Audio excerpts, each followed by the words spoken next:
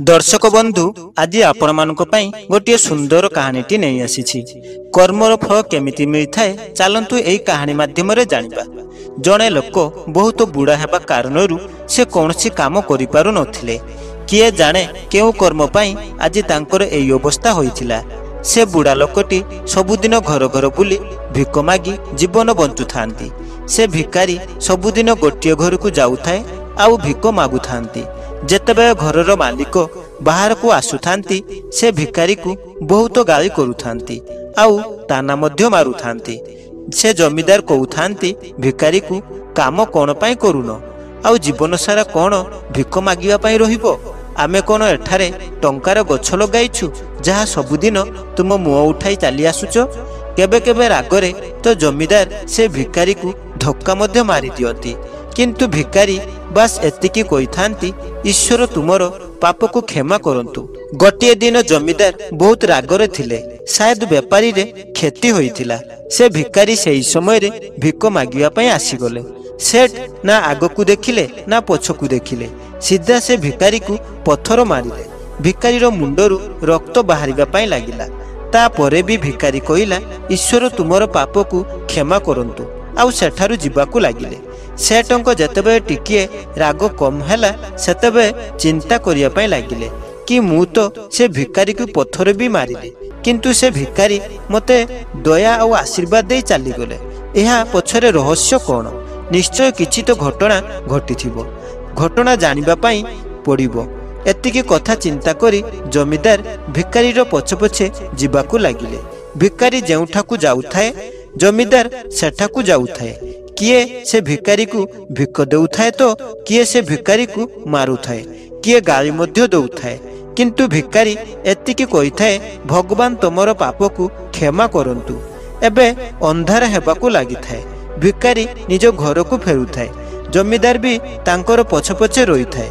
भिकारी जेमिति ही तांको घर को फेरिले गोटिए भंगा खटरे जने बुढ़ी शोइथिले जे भिकारी रो स्त्री थिले। जेमिति से निज स्वामी को देखिले खटरे उठी छिड़ा होई गले आउ भिक मागुथिबा थली देखिबा पई लागिले। किंतु से बैग रे मात्र गोटिए अधा बासी रुटी थिला। एहा देखि बुढ़ी मां कहिले बस एतिकी ही मिलिला आउ किछि मिलिलानी। ये तुमरो मथा केमिति फाटिला? भिकारी कहिले एतिकी ही मिलिछि। केही लोक आउ किछि देले नाय। अनेक लोक तो गाली मध्य देले आउ पत्थर मारिले, सेतिपाई मुंडटी फाटी जाइछि। भिकारी पुणी कहिले सबु निज पापर परिणाम अटे। मने अछि ना तुमरो किछि वर्ष पूर्वरु आमे केते धनी थिले, कोन नथिला आम पाखरे, किंतु आमे केबे दान करि नाही।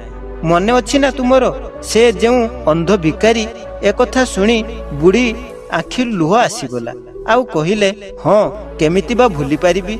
से अंध भिकारी को आमे केते सेही अंध भिकारी को मजाक उड़ाइछु।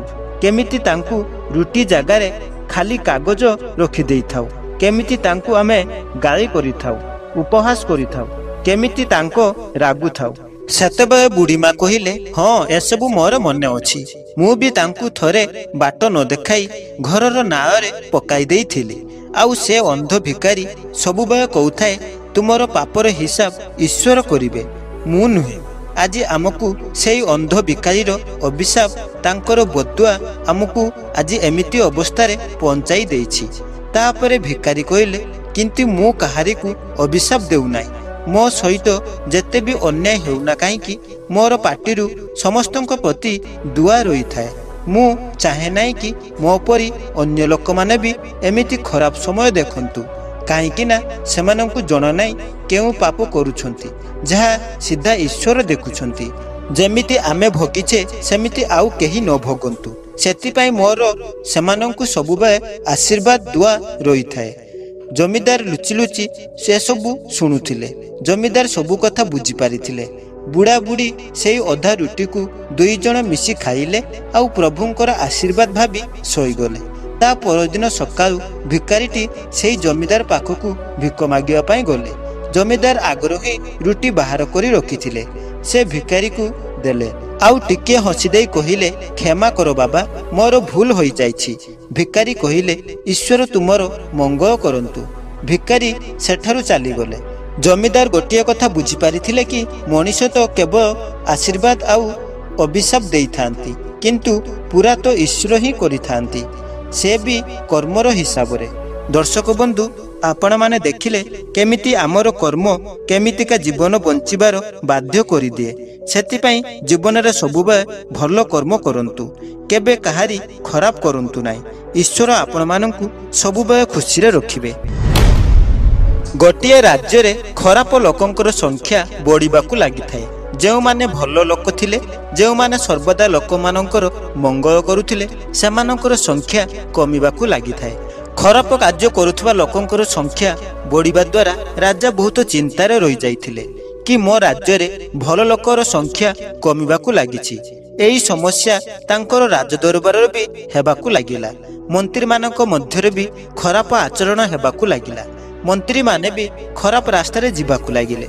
ବହୁତ କମ୍ ଭଲ ମନ୍ତ୍ରୀ ରହିଯାଇଥିଲେ।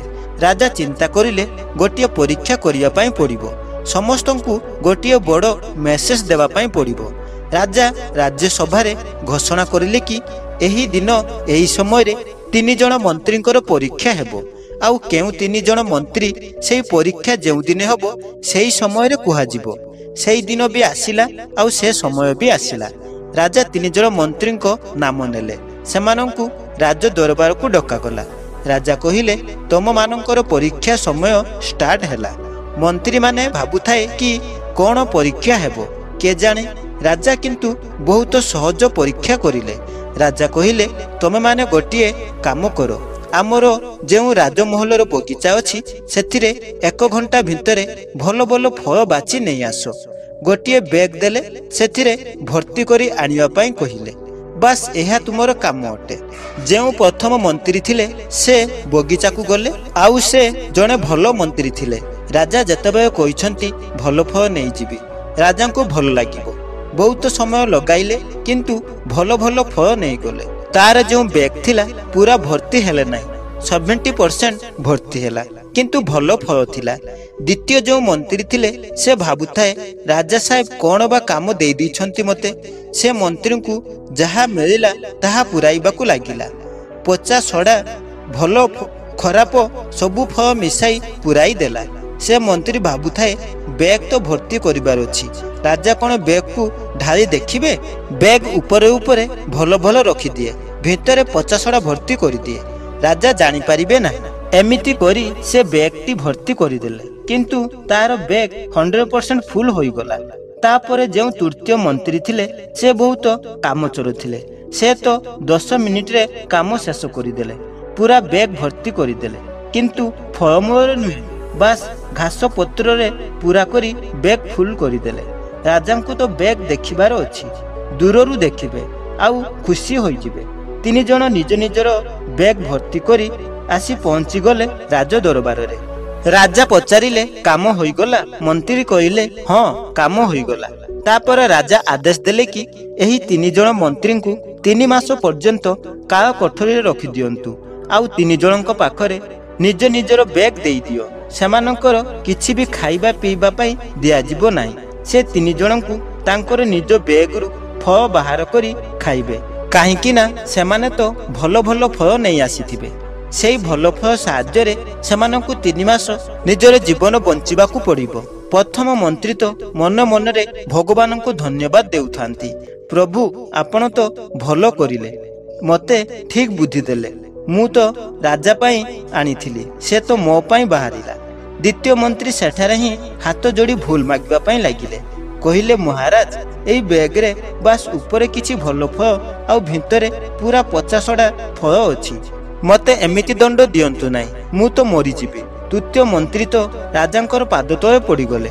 କହିଲେ, ରାଜା ସାହେବ ଆପଣ ହିଁ ମୋର ସବୁ କିଛି, ମୋତେ ବଞ୍ଚାଇ ନିଅନ୍ତୁ। ମୁଁ ତ 2 ଦିନ ପର୍ଯ୍ୟନ୍ତ ବଞ୍ଚିପାରିବି ନାହିଁ। ଏହି ବ୍ୟାଗରେ ଗୋଟିଏ ବି ଫଳ ନାହିଁ, ଏଥିରେ କେବଳ ପତ୍ର ଆଉ ଘାସ ଅଛି।